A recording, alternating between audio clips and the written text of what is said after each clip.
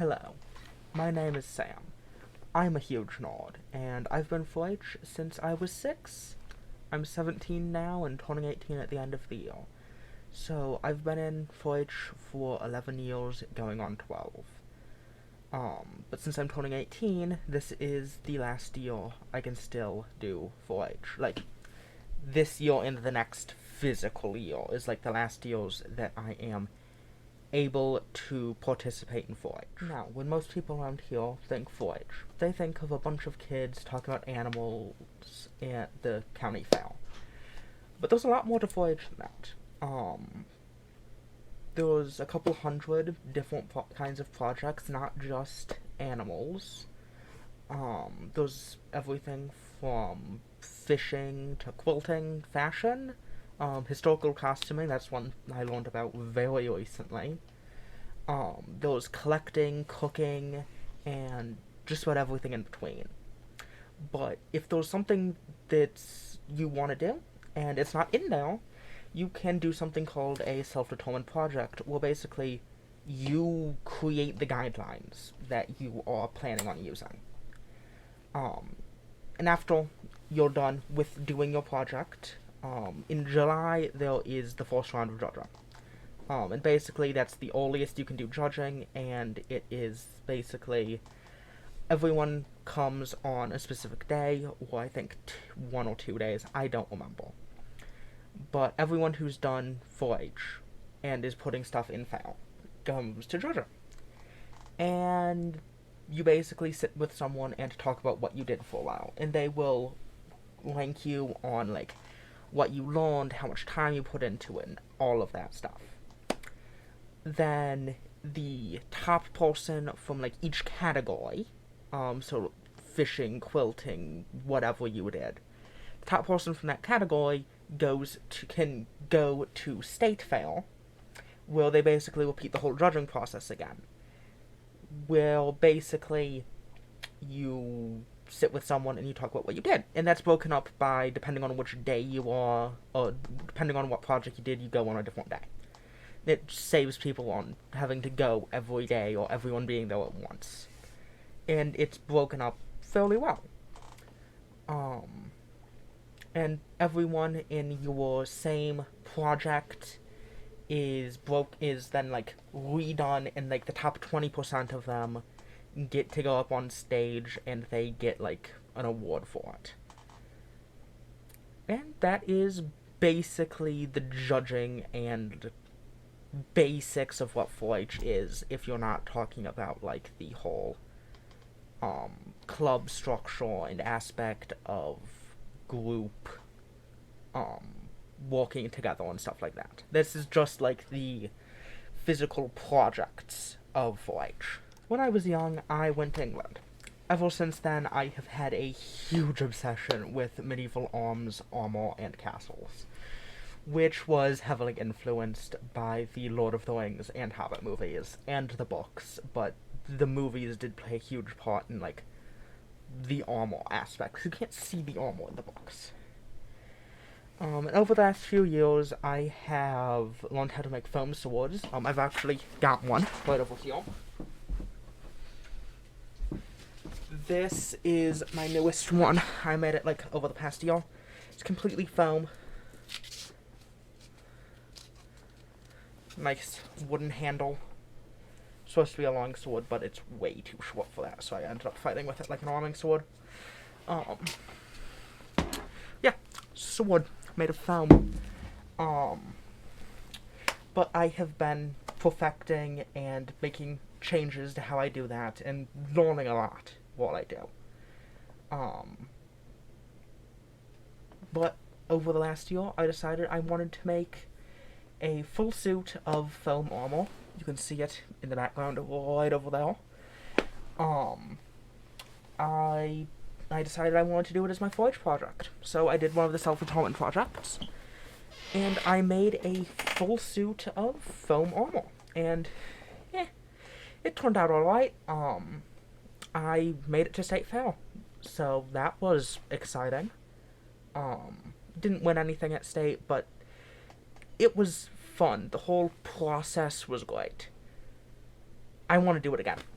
I want to take what I learned from this and fix a bunch of the problems. I'm going to talk about the problems in a minute, but I want to fix all of the problems I have with it, make a better suit of armor, and make it more how I want it.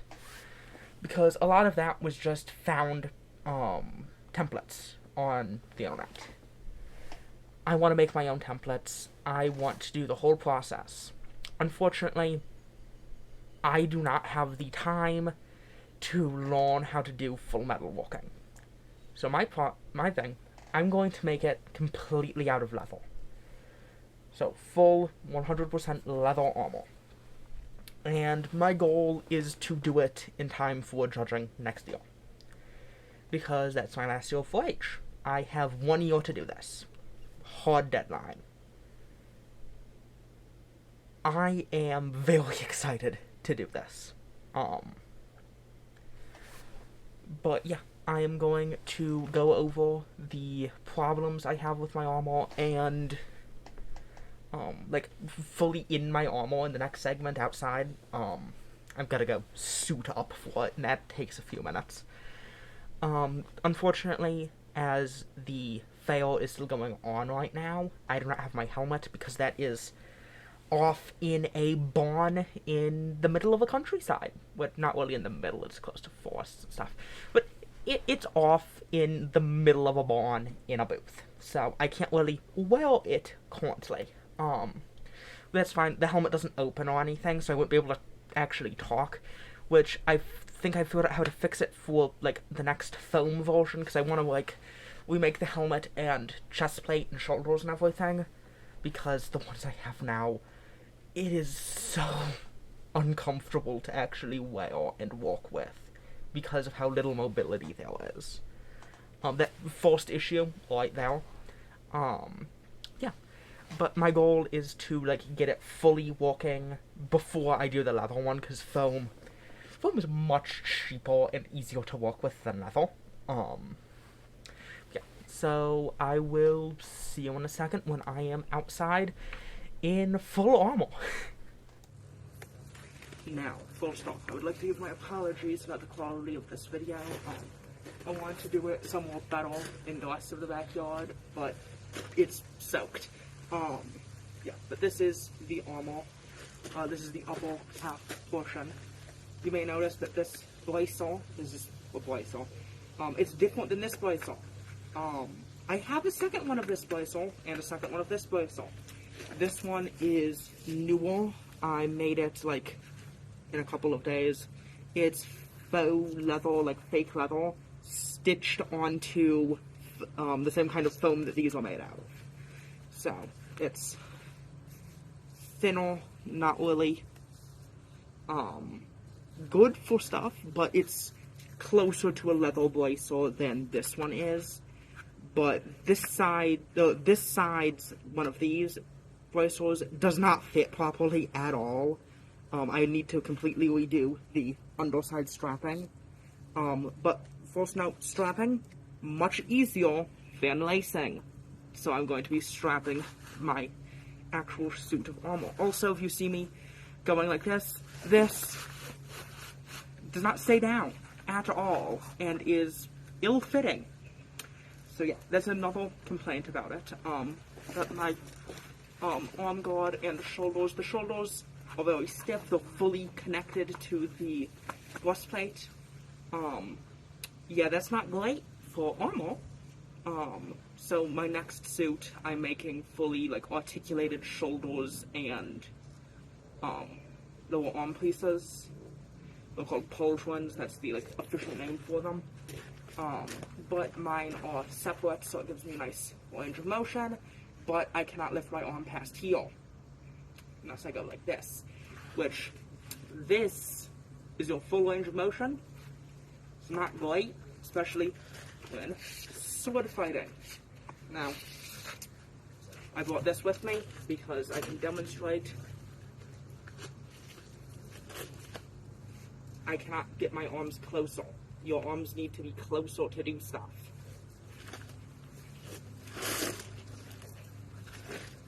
Yeah. But then, moving down from there, we've got where the helmet would be. Don't have it. But this, I need to get better strapping for. This is but like loosely strapped over here, and just like one connecting piece here, and then you've got the back, which is like another solid plate.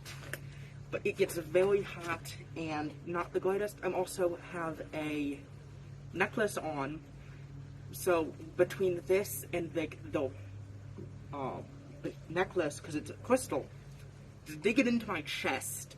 Not pleasant. Now my glasses are falling up and I cannot see.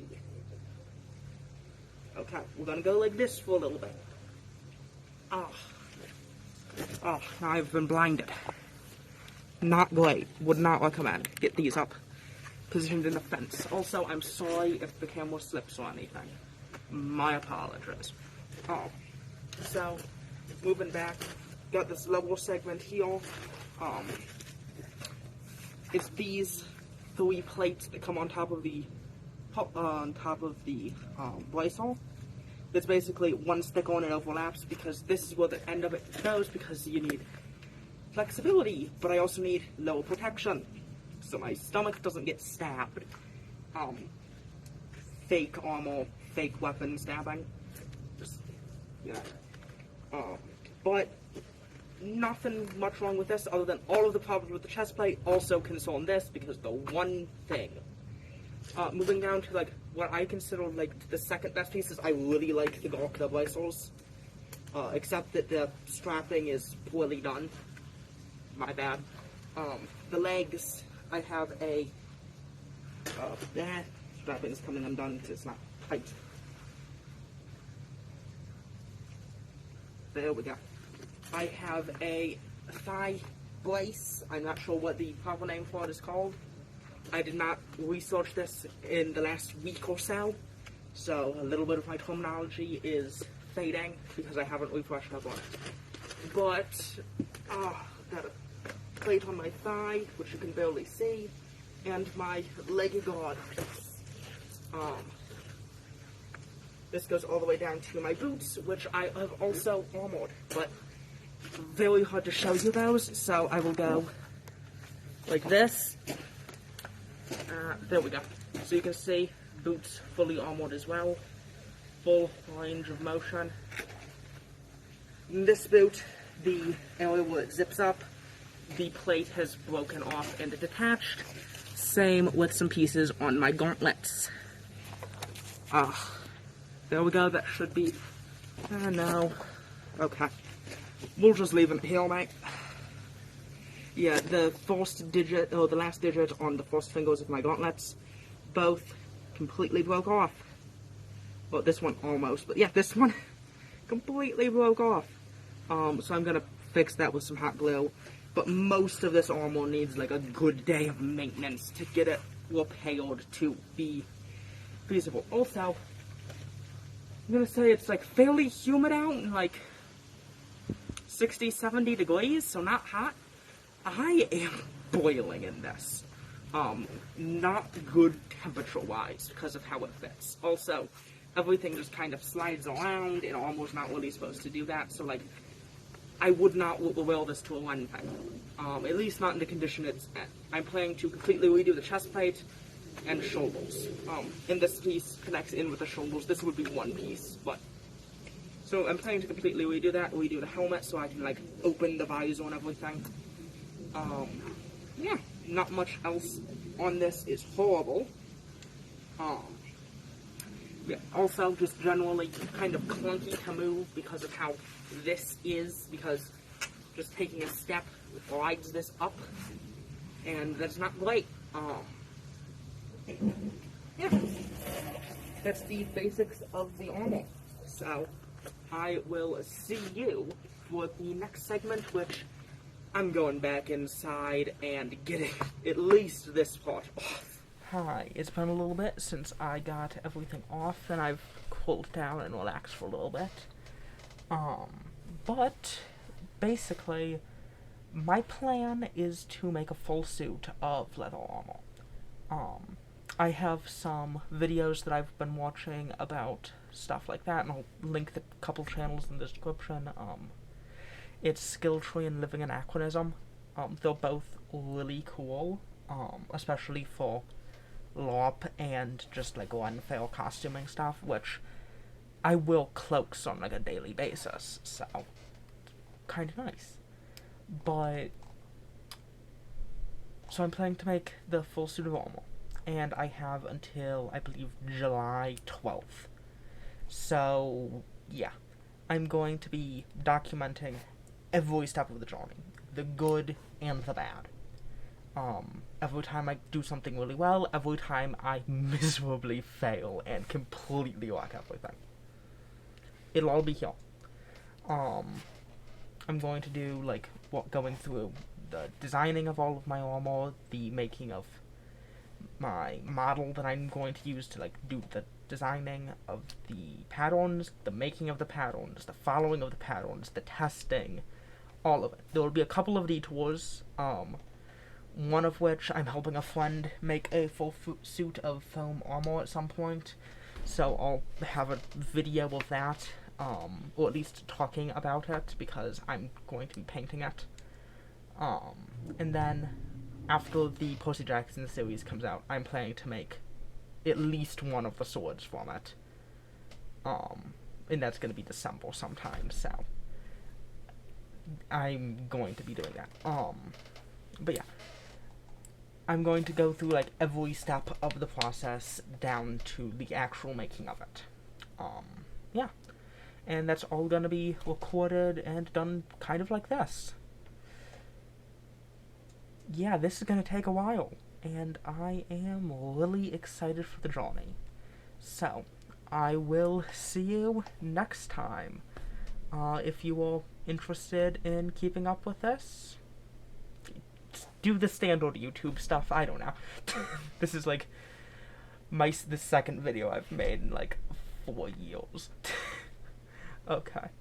I will see you when I am starting to work on the armor, or doing another step in planning.